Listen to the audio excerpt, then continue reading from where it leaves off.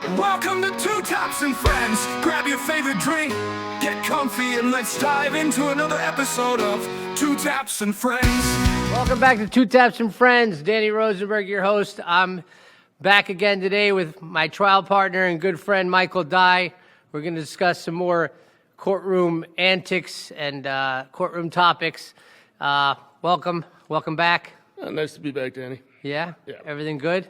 Everything's peachy, wonderful. Oh yeah, living the world. I talked to you this week. You were pretty upset. You had a crazy issue. You had crazy sentencing in court.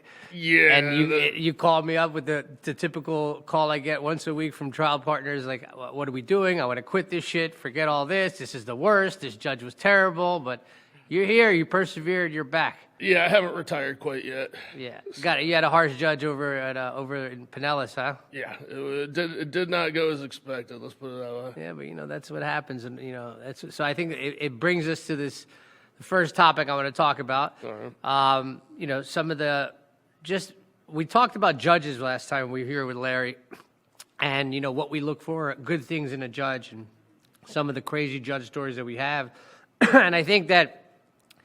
We both had a couple run-ins this week with judges that, do things, in our opinion, that are unnecessary. And look, a judge that's sentencing harshly is one thing, right? Like, I can understand that. They have their philosophy. They think that the crime was bad and they sentence a certain way. But we ran into a judge this week. I had a judge that I'm familiar with. I'm not going to name names. We're not even going to name the county, okay, yeah, just to be safe, all right? But I'm talking about the judge that we both dealt with this week, and this is a big thing. Like when you're practicing for so long and you've seen so many different judges and how they run things, and you see how things can run correctly, and you've done trials and you pick the juries and the way that the courtroom decor, when there's a judge that's just shifting and turning everything around based on some kind of ego, I think that's the worst kind of judge. You agree? Yeah, every once, the way courts are run is generally a creature of local practice and custom. So you'll have like judges in one county that'll run the courtrooms relatively the same way, and then another county they run them the same way, and so you can usually get used to the different philosophies or the different rules and procedures in every county. Right. But then every once in a while you have a judge that just bucks that whole system my God. and runs it the way that she wants to. Yeah, I mean, this judge started off with, first of all, everybody needs to go read my procedures on how I do it, and the most basic stuff, right? Like, listen, if I got to go read after 20 years of practice, if I got to go read your procedures for something so simple, that means you're doing way too much, right? I agree. Literally, this judge, everybody has a right, everybody has due process, right? Like, if we're defense attorneys, we have the right to take depositions, we have the right to investigate a case. This judge routinely, I've seen her, like, holding, lawyers, like, going after lawyers and rushing clients to take pleas on deals when that's not the way the system's supposed to work. And it was very difficult. It's very difficult to deal with judges like that. It's very difficult not to get in trouble, I had to have like a pretty big standoff with this judge. And, when you do have that, for the most part, if you can stay within, the lines, which is hard to do, especially when you're losing your temper up there and they're being nasty. Mm-hmm. But if you could do it, they generally respect you. Most of them will respect you more. Some of them, it'll go backwards. But, what do you think about that? Well, it brought me back to just an old memory. There's a retired judge from, am I allowed to say counties? Mm-hmm. Okay, a retired judge from Broward County. And when you walked into his courtroom, the bailiff, normally it says, court is now in session, the Honorable such and such presiding, Right. Please rise, be seated. And right when you walked in, his bailiff would pound like a stick. And hear ye, hear ye, hear ye, this honorable court for Broward County is all in session. All who have business before this honorable court come forth and be heard. It's like a scene out of Game of Thrones. Yeah. The first of his name. What? The judge, blah, blah, blah. The first of his name, freedom, leader of the free people. Go ahead. Sorry. He had a script that you had to read. Like, it was on both he was a civil judge, so he had a script. It said, good morning, Your Honor. My name is blank. I represent the blank. We are here today on blank's motion for blank. May it please the court, I would like to something ridiculous. But you know that judge is going to be a nightmare, right? And if you messed up the script, and he had a warning on the podium, if you don't read from the script, you go to the back of the line. Oh my God. Oh my God. All the older attorneys in Broward County will know exactly who I'm talking about. It's unbelievable. I think I know exactly who you're talking about. Yeah. I mean, but then you're going to deal with a nightmare, right? Yeah. Like come on. Like are you becoming a judge to like exert authority, or you're trying to do the job? You know what I mean? Yeah. I bet you remember the one judge, he used to have a gun. He would carry a gun on his ankle. Yes. You remember what I'm talking about? Yep. He was a full-on, he's not a judge anymore. And, man, he was probably was he one of the harshest judges we've had? I think so. And thank God, he was in county court. He was in misdemeanor he court. was misdemeanor. Which, thank God, because he could only give people a year in jail, which he routinely gave for the most... I remember one time in front of this judge, I had a pregnant girl, okay, who had a child with her in the courtroom. And look, we could discuss why that's probably not a good idea, right? But this is what we had. And she'd violated probation. And this guy, just remember, he would routinely put people in jail. And her violation was something simple. Yeah. And I remember the probation officer was like, okay, listen, we'll agree to just, let her back on probation. We'll give her, maybe we'll extend her probation, but not put her in jail, right? Yeah.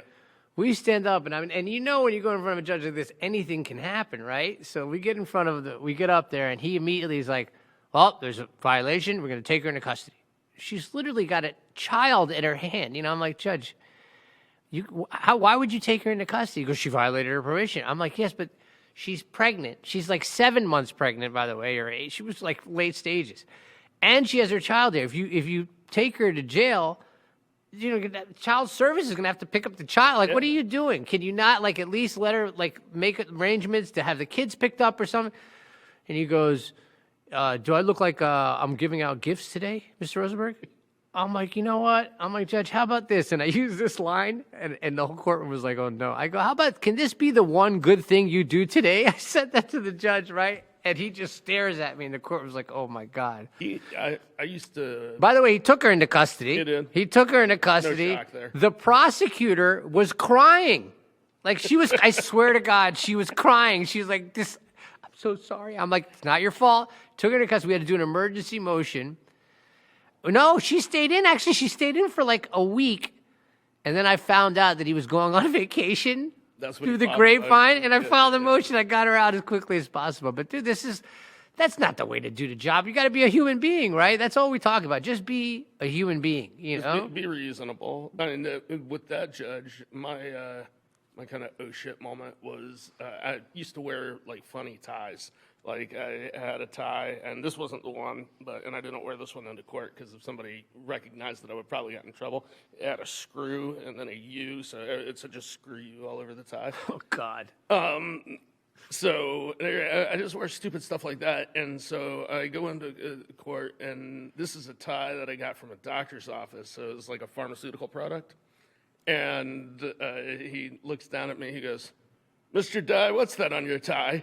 And I was like, oh, no. This is the same judge we're talking about? Oh, God. And I was just like, it's a tie that I just got from a doctor's office. He goes, I know that. That's why I asked. And oh, my God.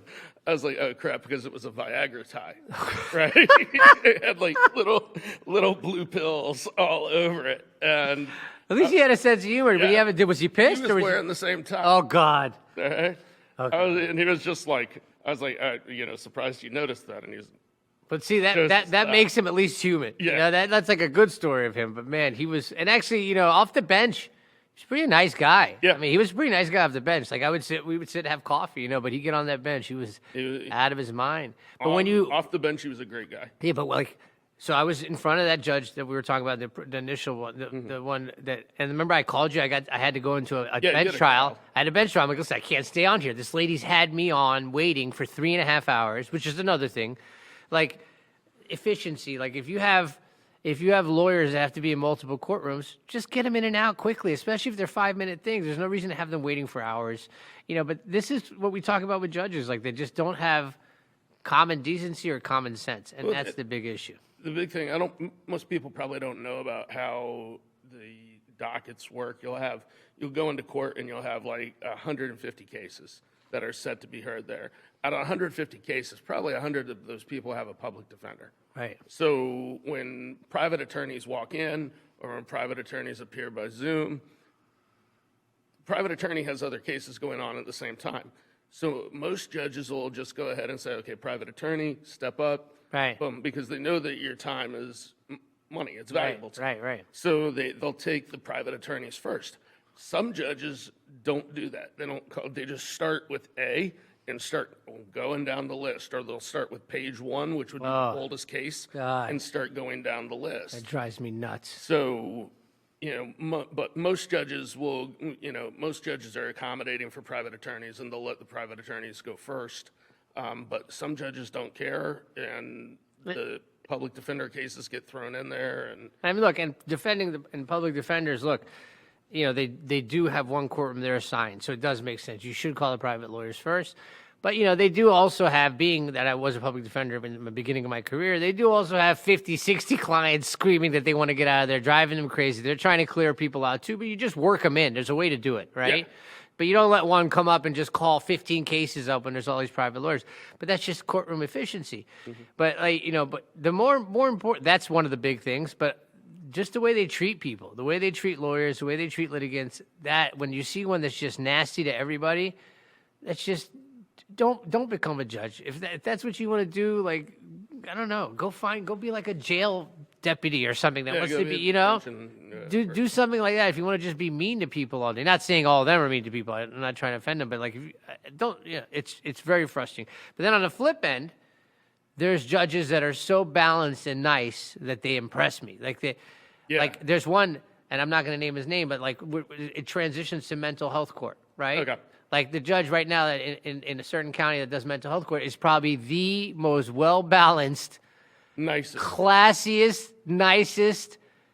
The patience that he has, and in mental health court, we're going to talk about mental health court. So for the listeners, mental health court is if you've been deemed, incompetent to proceed, which doesn't nothing to do with your intelligence. It's whether or not you understand, right from wrong, what's going on, whether or not you can assist your attorney in defending your case or whatever. If you've been deemed that by doctors, experts like Dr. Brandon that I had on a couple episodes, deems you're incompetent, then you can be transferred to a division called the mental health court division, where it becomes more about rehabilitating the person's competency than punishment at that moment. And I also don't think people understand how very low the bar is to be found competent.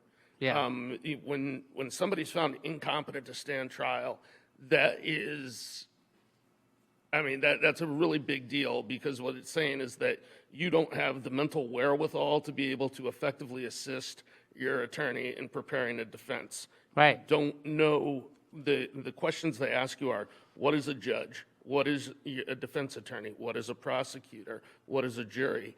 And these are very basic questions. Right. And if you can't answer those coherently, then that's when you're found incompetent. Right, and it's very different from insanity. So people conflict that. Like insanity, temporary insanity is very different.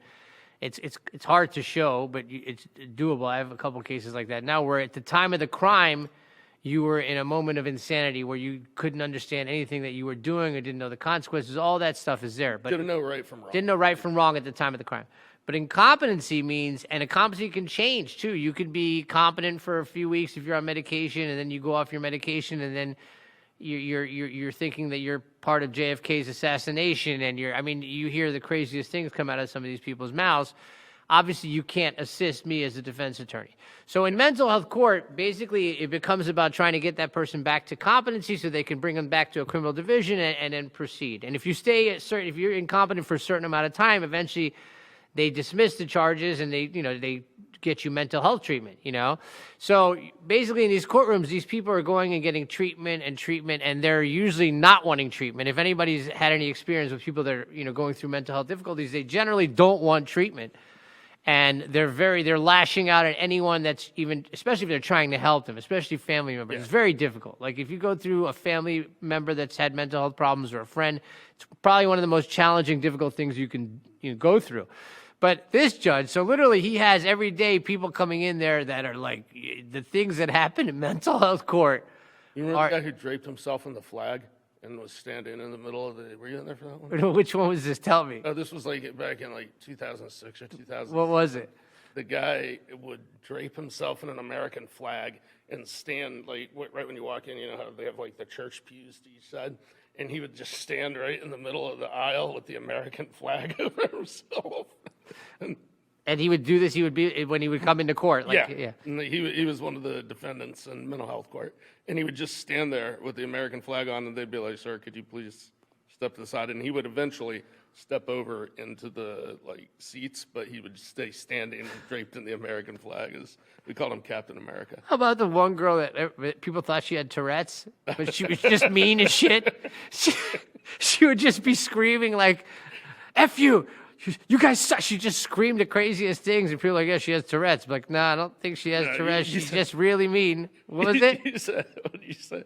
Because I lost it right after you said it. You were God. She doesn't have Tourette's. She's got a bad attitude. Yeah, my God. She was bad. I had one client one time that they would bring him in, and he had it was a hockey helmet on. I swear to God. And he was in jail, so they would bring him from the jail with a hockey helmet on. And I'm like, well, what the hell is this about, Yeah.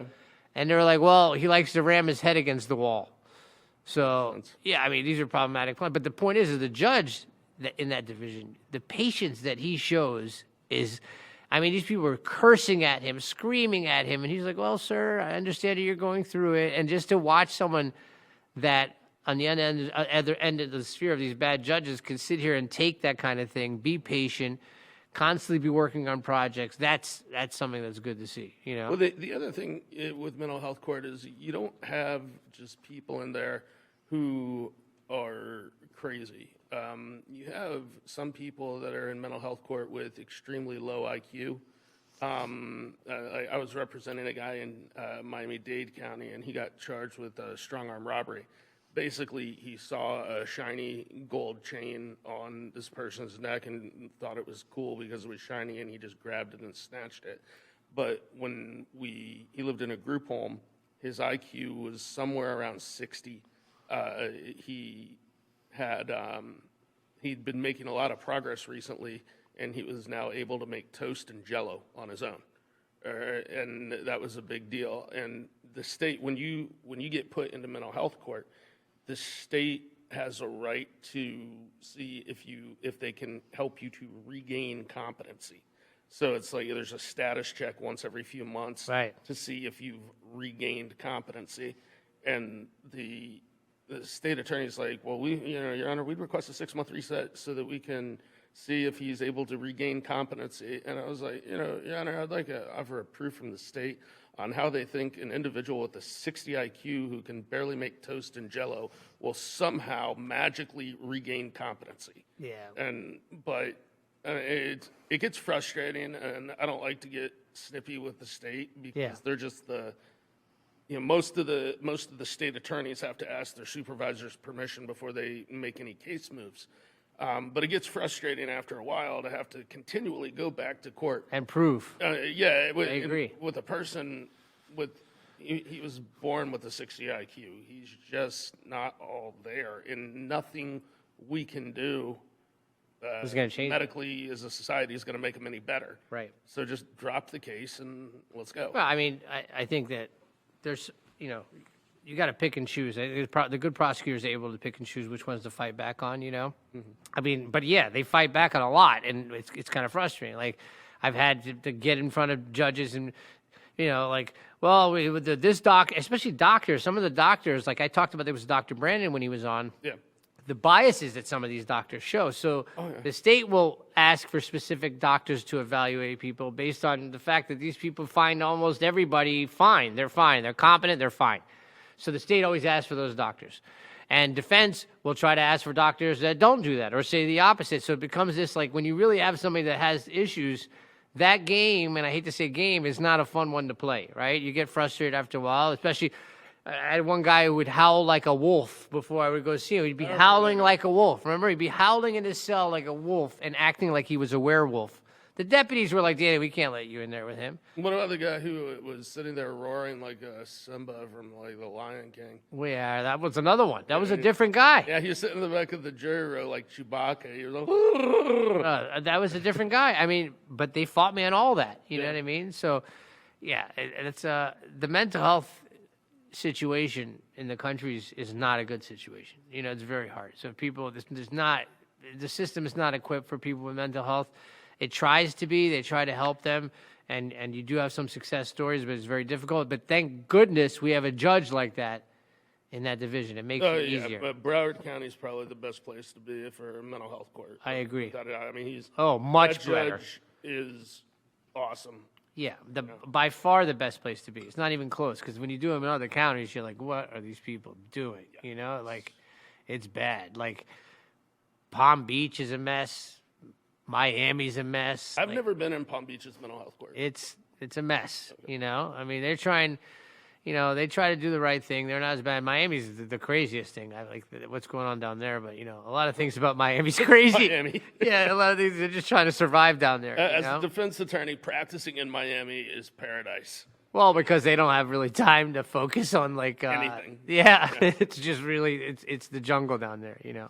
But that to the next issue, it makes it a lot easier. I want to get your opinion on Zoom and some of the judges. Like since Zoom has been there, I think Zoom and Zelle are the greatest things that have been invented since like light bulbs. You know what I mean? Just as far as practicing lawyers, right? It makes it so much easier, right? But you know, and now a lot of the judges allow Zoom for things that aren't like where you're not really presenting evidence. They allow Zoom, which makes it much easier because most of our hearings are 5-minute hearings to update the court on where we are with the case, right? So what's your opinion on judges that refuse to do Zoom now versus judges that do Zoom? I think it's a waste of resources. One of the things that, you know, with all these technological advances, and Zoom was around before COVID, but it got forced onto us by COVID. Right. And, you know, a lot of people didn't even know that Zoom existed. I had some teleconferencing software with Ring Central. Some people use Skype. But for the most part, Zoom came out of COVID, or the use of Zoom in the court systems came out of COVID. And the thing is, it makes practicing law more efficient. Oh, my God. Right? When you have to go, like, if your office is not right by the courthouse, and like when my office was up in Margate for a while, all right, I would have, for a 5-minute hearing, I would have to travel from Margate down to Fort Lauderdale, find parking, go to a 5-minute hearing, and then go back up to Margate. So that was a 2 or 3 hour adventure for one 5-minute hearing. Now I can sit in my office or my home office, and I can go ahead and handle the 5-minute hearing and immediately get back to working on my other Or issues. handle other hearings. I mean, and when clients are paying hourly, it saves them money too. It makes no sense to resist on it. And that goes to ego, though. Mm-hmm. Some judges, like that judge that we're talking about, that here he. I mean, you think, no wonder that person doesnes want Zoom, because it takes away the whole Game of Thrones show they do when they walk out. You got to, some of these judges got to take themselves a little less serious. You know? I mean, it's like when you look at our parents and stuff. I mean, my parents have been pretty good at adapting to technology, but there are some older people that just can't adapt to technology that well. And, you know, so it's difficult. I mean, they need, in my opinion, they need to put in the time. They're smart people, obviously. You know, they need to put in the time to learn how to do it and get used to it. But some just resist. I don't think it's that they can't. I think it's ego. I think a lot of them ego. They like, you know, they're sitting up on a high bench looking down on people. And look, that's a sense of power. Yeah. And most of them don't abuse it. Some of them abuse it, you know, and those tend to be the ones that don't want to do Zoom, you know what I mean? Because they like the whole show, you know? And I respect the court, and And the thing with it is you got to be respectful on Zoom. You know, I think a lot of the complaint is that people aren't as respectful on Zoom as they are in person. But look, for the safety of the courtroom, too, especially in criminal court, you come, it's packed sometimes. There's 200 people in the crowd. With criminals. With literally like alleged criminals, but like people that are alleged to have done some crazy things, right? Are just in the crowd with each other, pissed off, waiting. It's just, you could feel the room is about to burst in most of these courtrooms when you're walking into the deputies Especially are stressed places out. like domestic violence where you God. have sometimes you have the victim and the perpetrator are both right there. Oh my God. In the same spot. How about the restraining order courtrooms? Do you remember that? Yeah. It used to be the one hallway in Broward. It'd be a hallway, right? And the people that followed the restraining order would be on this side, and the people that are asking to be like protected, or no, the people that are the ones that are accused of attacking the other people are on this side of the hall. Yeah, it was the people who were supposed to be, who were requesting the restraining order were like right outside the courtroom, facing each other. and and then down the hallway, like down the hall, right to the left. It was like, okay, if you have a restraining order against you, you sit over here and you sit over here. But everybody came up the same elevator and just came right out onto each other. God, I've seen people spitting at each other, throw feces at each other. That was the most tense hallway ever. And now on Zoom, you just, they're all in chat rooms and different. It's so much safer. Like, how many fights have you seen break out in court? Like, I can't even count. A few. So I mean, it's not extremely common, but it's not rare either. Oh my God, you remember the Batman? Oh yeah, the judge in domestic violence. Yeah, where he jumped down. It's on video for the viewers. You want to go search Judge Batman. He jumped, and the robe looked like Batman. When he came out with the whole thing. Yeah, he jumped. They're standing up. The girl is here. He's here. In the middle of the hearing, he literally turns her and just starts beating on her in front of the deputies, in front of the lawyers. I think I was in court that day. I'm pretty sure I was in court. You were in court. I wasn't there. I think I was there. I don't remember. It was on TV, so I barely remember if I was there or not anymore. And literally, the deputies run and try to separate this. He's doing it like it was bad. All the lawyers try to separate it. The judge comes off the bench and jumps off the bench. It looks like Batman zooming in because all you see is this black robe, and he separates it. But it's the most hostile. These places could be the most hostile places, and you avoid it with Zoom, huh? Zoom in on the judge when he gets on top of it, because people are like, "Oh, the judge jumped down and restrained him." No, the judge was throwing elbows on top of him. I would have too. I mean, it was bad, and people get spit on. You remember? I remember one prosecutor. So when you're in there enough, you can kind of feel when it's about to bust. I was in there for, I don't remember what was a hearing. The guy was he was accused of like attempted murder. He was a scary guy, or maybe like it was a scary guy. It wasn't my client. I was sitting there, and I was sitting in front of the jury boxes where they keep the inmates. So you're sitting there, and as you're sitting, your back is to all these inmates that are behind you. So you're always aware that at any moment someone could just grab you. So you have to be super aware in there. And I could feel like this guy was, talking loud, cursing. I'm like, all right, this is going to bust.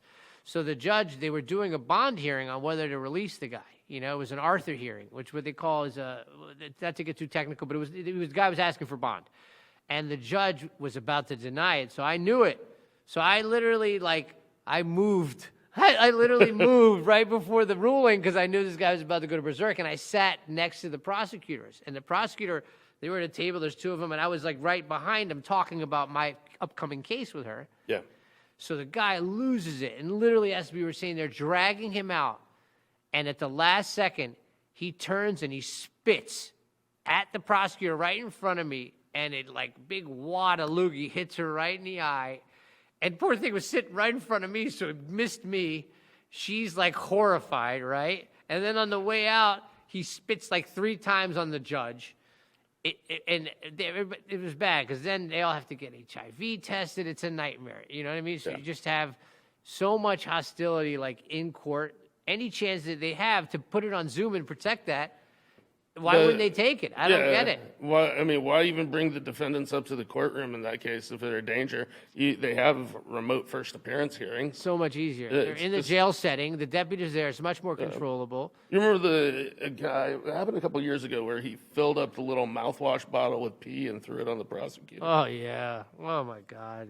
That was First, you know what? My first year as a public defender, I was, the box was full, and there was a guy, he was like a homeless guy, and he literally was just been arrested over and over again. And I look, and the guy's all cut up. He looks all beat up. Mm-hmm. And he tells me, as I'm walking up, he goes, I have AIDS. If you come near me, I'm going to spit on you. Is what he says to me. And literally, so he's spitting all over his papers. He's like, here, you want your papers? I'm like, oh, my God. So, like, it just could get so bad and scary in there, right? Like, so for the life of me, I don't understand. The people that don't want to do Zoom, the judges that don't want to do Zoom, it doesn't make sense, like, cut the tension in half.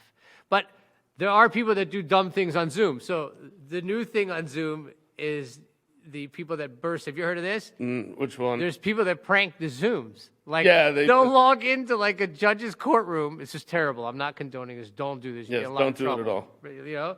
But literally, they'll come in, they'll put a lawyer's name there. And then out of nowhere, they just start doing the most vulgar things in a courtroom. Like, so they do have some issues with that. Mm-hmm. The funniest thing I've seen are some of the screensavers that people have. When you turn your camera off, they have the screensaver. Yeah. I took a screenshot of this. We're in court, and I'm looking. We're just waiting to be called. So you're looking through the profiles. And this one guy has a screensaver. He has the Aunt Jemima laying in bed with the Quaker Oats person, and he's smoking a cigarette, the Quaker Oats person. I'm like, oh, my God. And you just want to wait to see how long before the judge picks up on it. Another time I saw a lady getting out of the shower. Like, people are crazy on Zoom. I saw a lady that you don't want to be seeing getting out of the shower, literally getting out of the shower butt naked on a Zoom.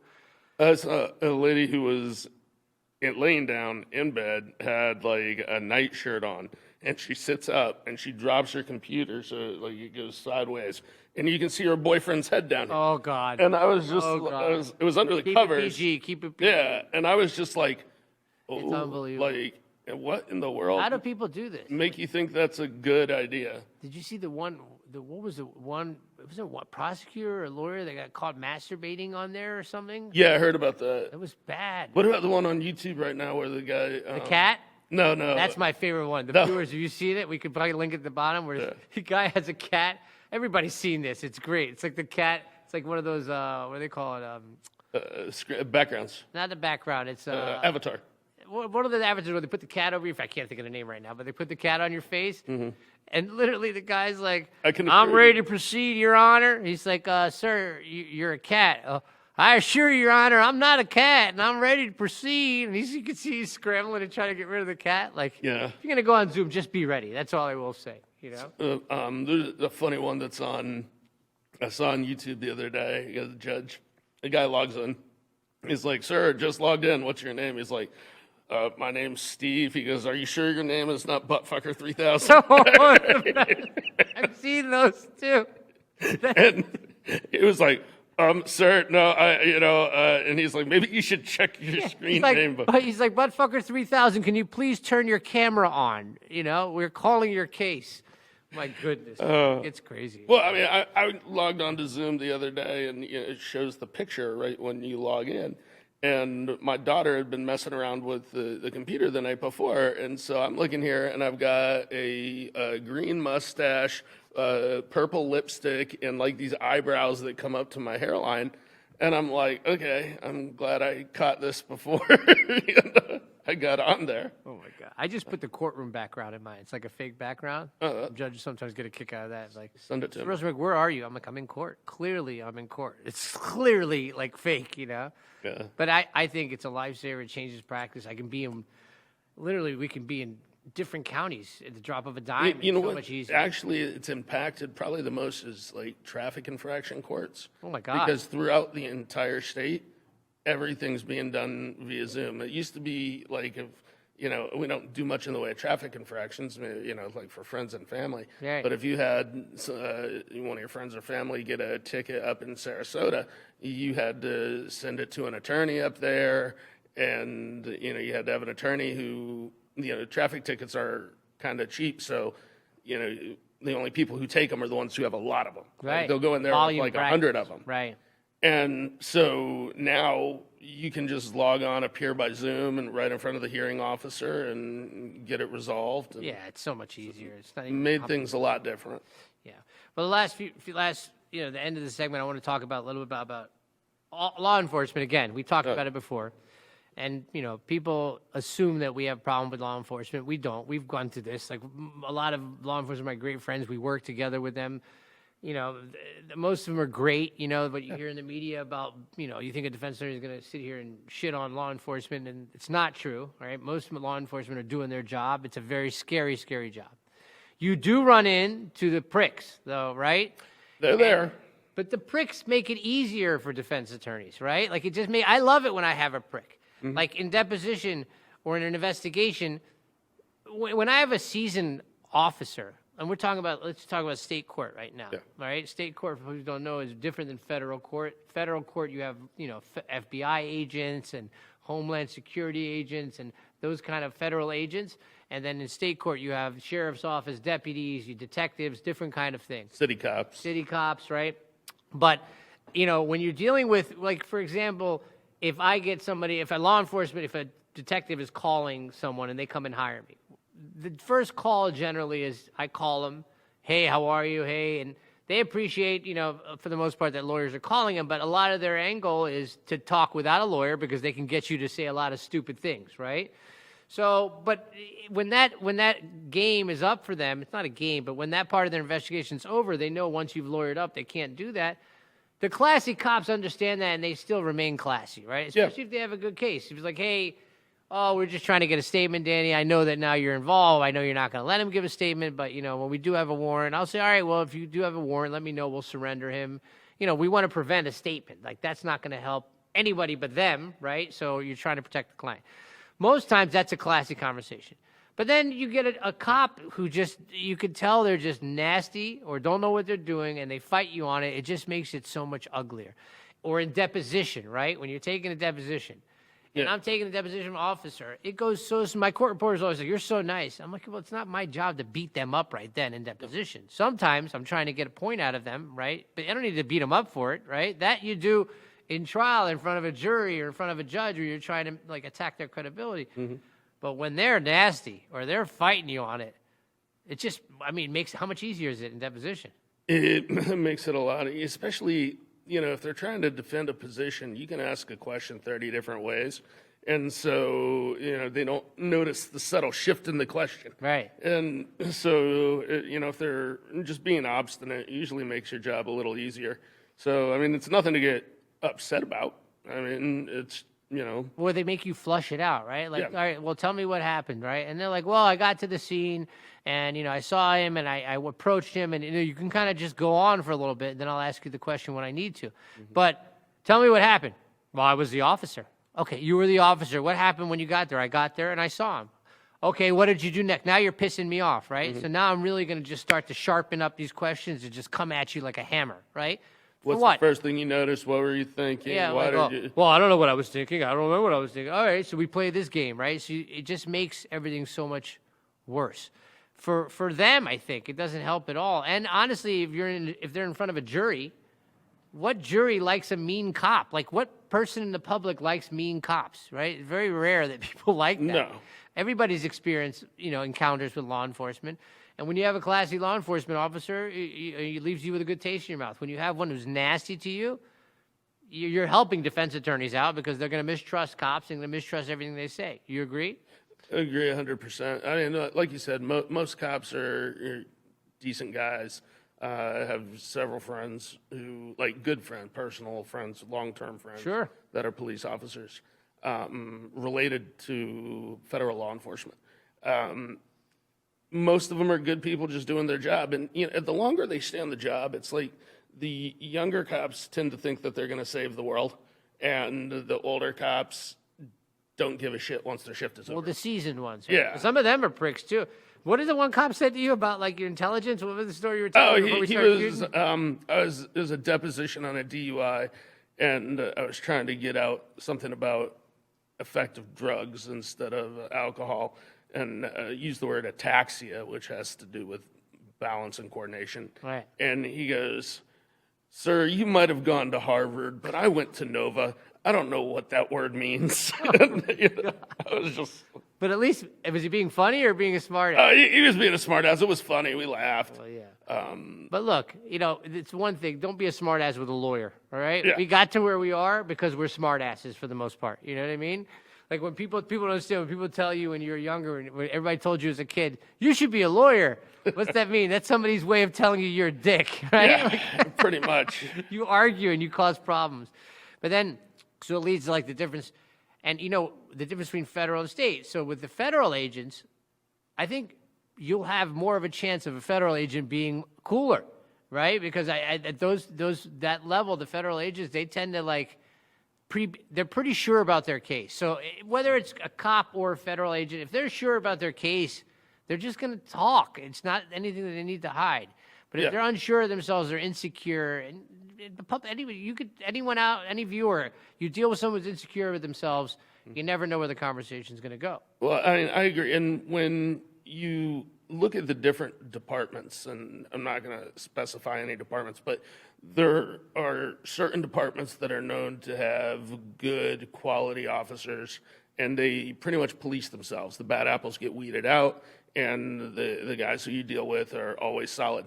There's other departments that the officers know exactly how much they can get away with as far as stretching the truth and bending the truth, and they take advantage of it. So you know good departments and bad departments after being in the field for a while. But when it comes to the federal system, the character of the individual that is in the federal system is usually pretty decent. I've never had a bad experience with a federal agent.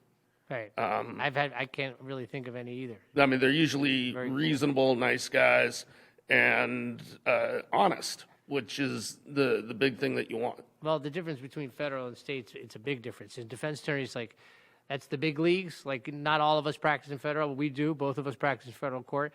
It's much more difficult because what I tell people, the difference between a federal investigation, state investigation, the feds, when they do come, and they do, if you're getting indicted by the feds, you're in deep doo-doo, all right? When the document says the USA versus you got problems, right? But the difference I'll tell you in how prepared they are in their investigations is if I'm a state detective and you sell a kilo of cocaine in front of me, I'm going to arrest you. They'll probably call the media. They'll probably call the whole force in, and they'll bust me. I'll bust you for that transaction. If I'm a federal agent and I watch you sell a kilo of cocaine, I'm going to let you sell 20 kilos of cocaine over 5 years and have such tight surveillance that when I come, you got 5 years of surveillance, you got recordings, you got taps, you got everything you need. Half the times the people that are selling you are going to be federal agents. You're in deep doo-doo. So it would explain why the federal agents tend to be a little bit more calm in dealing with the defense attorneys, because they're like, yeah, well, good luck to you, my friend, Well, that's what, they have a 97% conviction rate at trial? Yeah, those are difficult cases. It's pretty difficult. But, I mean, in state court, it's the Wild Wild West. Yeah, I mean, they're lucky to get 60% convictions in DUIs. Right. I mean, listen, it's pretty easy. Look, most viewers have not gotten arrested before in their life, but it's not that hard to get arrested. You know what I mean? It's very easy. It's very, you're coming from you, right? Yeah. But it is simple, especially on charges that I call everyday people crimes. This is going to sound like DUI, right? It's not hard for anybody to get a DUI, a first DUI, right? If you go out and you have a drink at dinner, you have a glass of wine, you don't think you're impaired, you're fine, right? You get in a car, because it's not illegal to drink and drive. It's illegal to be impaired and drive. That's the big difference, right? So you have a glass of wine, you get in the car and you drive home, and somebody hits you, or you get pulled over for speeding, and the officer comes and he smells alcohol. He can take you to jail right there. You say, well, I'm fine. People think that they do a breathalyzer on the side of the road. They don't do that. 9 times out of 10, they don't do it. They take you to a facility. The officer's going to use observation. So if he thinks you're you're stumbling, or you took too long to hand your license to him or registration to her or whatever, and you admit to them, I had a glass of wine, and they could smell the alcohol, you get arrested, and maybe you're not impaired, right? But remember, it's that simple. They have to arrest you before they request the breathalyzer. Exactly. A lot of people don't know that either. Even if you blow .000, they're just going to turn around and say it was drugs. Right. And it's just pretty easy to arrest you. Now, a second DUI, that's more difficult. And usually there's some kind of alcoholism problem. There's some kind of issue there. A third DUI, we got problems, right? But I call the first DUI an everyday person crime. So for listeners here, if you think that, I've heard this at dinner, like, oh, I had one drink, it's not over. You don't get to do a test before, right? No. If the cop thinks that you've been drinking, they're going to take you to jail. That's why I would tell people, I wouldn't share that you had a drink. No. Oh, where are you coming from? I went to I had a glass of wine. You're done. Right there, you're done. 9 times out of 10, you're done. Especially if they bring the DUI task force, you're done, right? And you cannot pass the roadside sobriety exercise. It's an exercise. People say it's a road sobriety test. I tell people this all the time. It's not a test. You can't pass. If you're doing them, that means that they already suspect that you've been drinking too much and you're impaired, and they're trying to beef their case up. They're trying to bring in more observations to prove their case. So literally, I've seen professional athletes do it perfectly, right? Mm-hmm. It's impossible. You know what I mean? Because it's not, even though the way it's written is a test. These are objective standards, but the way it's applied in the court situation is it's subjective standards. Could he follow my instructions? Right. Instead of, did he exhibit 4 out of 6 cues for this test? It's like, well, he didn't. They just make stuff up. Right. Like they'll explain to you how to walk the line, and then you say, okay, and then you start, and they say, well, I didn't tell you to start, and then they'll write down, well, didn't follow my commands, right? Yeah. So it's that simple. Started too early. Started too early. You see it all the time. How many times do we see that? Started too early is a big one. Didn't touch heel to toe. And the eye and the stigmas, the one. That's voodoo. That's crap. Like when they track with half of them don't know what the hell they're doing. When you ask the deposition of the officers, they don't even know what they're looking for. Yeah. Right? They're like, oh, well, didn't do this. And you're like, what? So literally, how many times have you actually, have you sent me the manual, we went through and like literally dug through those? Yep. Also domestic violence is terrible. Nobody's condoning that. But anything, like if you hit anybody, that's domestic violence. That's bad, right? And people, that's not, you're going to get arrested. That's doesn't not even have to be hit. Crime. But if you get into an argument and you grab a pen out of someone's hands, yep, or you grab a phone out of someone's hand, Sprite can, or you touched a Sprite can and they're holding the can, that's a touch or strike battery. So it's incredible, and especially if the person's coming at you and you just try to like push them away from you, and they call first and say that, you know what I mean? Like, you could easily get arrested. So it's in state court, it's pretty easy to get arrested. Now, in federal... you got to really bury yourself. In federal, it's very rare that they're just picking on somebody, right? I mean, no, they can have like a hunt for somebody. If they really want somebody, they can find things, but you're not going to... It's very hard to just mishappily pick up a federal charge. Well, the thing, whenever I am taken in a federal case and I listen to the guy, most of them are drug cases. You deal with a different type of crime in federal cases than in state court cases, because most of the wire fraud. Yeah, wire fraud. It has to do with interstate commerce. Right. So you sit here and you look at you're talking to a guy about a drug trafficking issue, and he's like, his supplier. He's talking about his supplier, and he says, well, he beat his last case. I don't see what's any different about this. I'm like, yeah, you don't just beat federal cases. Chances are that guy's cooperating to... That's another thing with federal. Like, the cases are so heavy, a lot of these people start cooperating, and then you just have more and more witnesses, and that's how they build their case. They're very good at building cases. Yeah. They're very good at what they do. I have clients I talk to all the time. They're like, well, could they do this? Could they do that? I'm like, listen, the United States has a lot of resources, and they're pretty good at building their cases, So, that's but when you're dealing with law enforcement, the ones that are insecure, unsure of themselves are going to create problems, you know? And it's happened in trial. You remember the one trial we had where the cop was just exaggerating for no reason and we walked him? Yep. Remember that? For no reason. Like, I got out of the car. As soon as I got out of the car, I could smell the marijuana. Overwhelming smell of marijuana. I'm like, wait a minute, was his windows unlocked? No. Well, how far away were you? About 100. Oh, it was like, probably about 200 yards from the car. I'm like, listen, you didn't smell it. Why? And then he admitted, like, I didn't smell it right then. Like, why would you just say that then? Yeah, And then you're I obviously smelled it when I accentuating. opened the car. Yeah. All right, well, why didn't you arrest the girls in the back? Oh, because they didn't have, it was my opinion that they didn't have any idea that the marijuana was in there. Well, wait a minute, you just said that the smell was overwhelming, but these Right. people had They had no idea the that was in marijuana was in there. Yeah, it's interesting. But, I mean, that's a good place to end. I think we covered a lot. Is there anything else any other thing you want to add on, or are you good? I'm good. We could do a whole episode on federal, and we'll do that. Maybe we'll talk about that because that gets really crazy. But for now, I think you're good. I'm good. All right. Well, I just want to thank you guys. We'll have Michael on plenty of times. We'll be having Larry on, I'll have different defense attorneys on talking different opinions. Thank you all for listening. Please like and subscribe to the channel. I'm being told I have to ask you that every time. We're on YouTube. We're on iHeartMusic. We're on Spotify. We're on Apple Podcast. We're everywhere. Instagram. We're everywhere. So like and subscribe. Thank you all for listening. Love you all. Goodbye. Cut.